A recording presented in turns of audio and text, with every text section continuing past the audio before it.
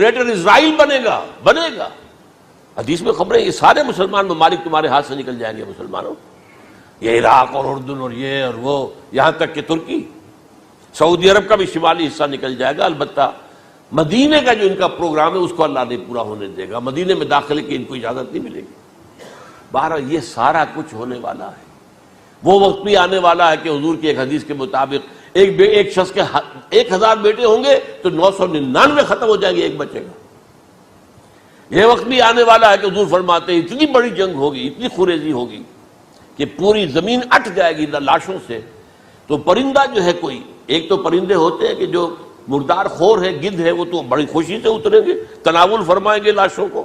اسی طریقے سے کوے ہیں، چیلے ہیں. لیکن جو نفاست پسند پرندے ہیں وہ لاش کے اوپر اترنا نہیں چاہتے. تو ایک پرندہ اڑتا چلا جائے گا، اسے کہیں زمین پر اترنے کی جگہ نہیں ملے گی، لاشیں ہی لاشیں ہوں گی، یہاں تک کہ وہ تھک ہار کر اس کی جو ہے پر جواب دے جائیں گے. گرے گا تو لاش پر گرے گا.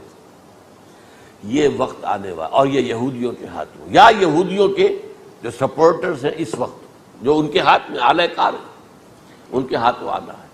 میرے نزدیک اس کام کے لیے اس ملعون قوم کو، کہ جو حضرت عیسیٰ کے زمانے سے ملعون ہو چکی ہے، اس کو باقی رکھا گیا ہے.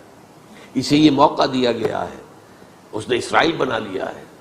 تقریباً 2000 سال کے بعد وہ دوبارہ آ کر آباد ہوئے اس سرزمین میں جہاں سے نکال دیے گئے تھے 70 عیسوی کے اندر. یہ سارا کچھ کیوں ہو رہا ہے؟ ان کا یہ استثناء کیوں کیا گیا؟ یہ بڑی تلخ بات ہے، یہ یاد کر لیجیے. کیونکہ یا تو قوم اسی وقت ہلاک کر دی جاتی، جیسا کہ ہوا قوم نوح، قوم ہود، قوم عاد، قوم ثمود، قوم شعیب. یہ ہوا کہ نہیں ہوا؟ اور سدوم اور عمورہ کی بستیاں جہاں حضرت لوط بھیجے گئے، اور آل فرعون جو ہلاک کیے گئے. یا تو پوری قوم ہلاک کی جاتی، نہیں. یہ یوں سمجھیے کہ اس پورے معاملے کو درمیان میں سے ایک وقفہ دے دیا گیا. حضرت عیسیٰ کو اٹھا لیا گیا اور حضرت عیسیٰ دوبارہ آئیں گے. یہ کیوں کیا گیا؟ اب اس میں بڑی تلخ بات آپ سے کہہ رہا ہوں، یہ آپ کے لیے قبول کرنا آسان نہیں، حلق سے نیچے اترے گی مشکل سے. اس قوم کو زندہ رکھا گیا ہے جو ملعون اور مغضوب علیہم قوم ہے. سب سورہ فاتحہ میں مفسرین لکھتے ہیں ضالین، یہ نصارہ ہے، اور مغضوب علیہم یہ یہودی ہیں. اور قرآن کہتا ہے لعن الذین کفروا من اہل الکتاب علی لسان داؤد وعیسی ابن مریم، لعنت کی گئی. ایک ملعون اور مغضوب قوم کے ہاتھوں آخری امت محمد، اور اس کا بھی بہترین حصہ، اس پر عذاب ان کے ہاتھوں آئے گا. عربوں پر عذاب یہودیوں کے ہاتھوں، اس لیے ان کو بچایا گیا.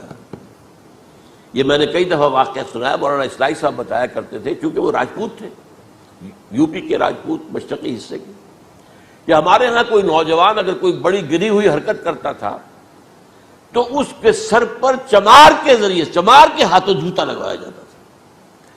اگر راجپوت کے سر پر راجپوت کا جوتا گرا تو چلو تکلیف تو ہوئی، لیکن یہ کہ راجپوت کا جوتا گرا ہے نا، پڑا ہے. لیکن راجپوت کے سر پر چمار کا جوتا، جس کو آپ انگریزی میں کہتے ہیں to add insult to injury, وہ تکلیف بھی ہے جوتا کھانے کی، اور انسلٹ ہے کہ ایک چمار مار رہا. یہ امت سب سے خیر امت ہے. کنتم خیر امت اخرجت للناس.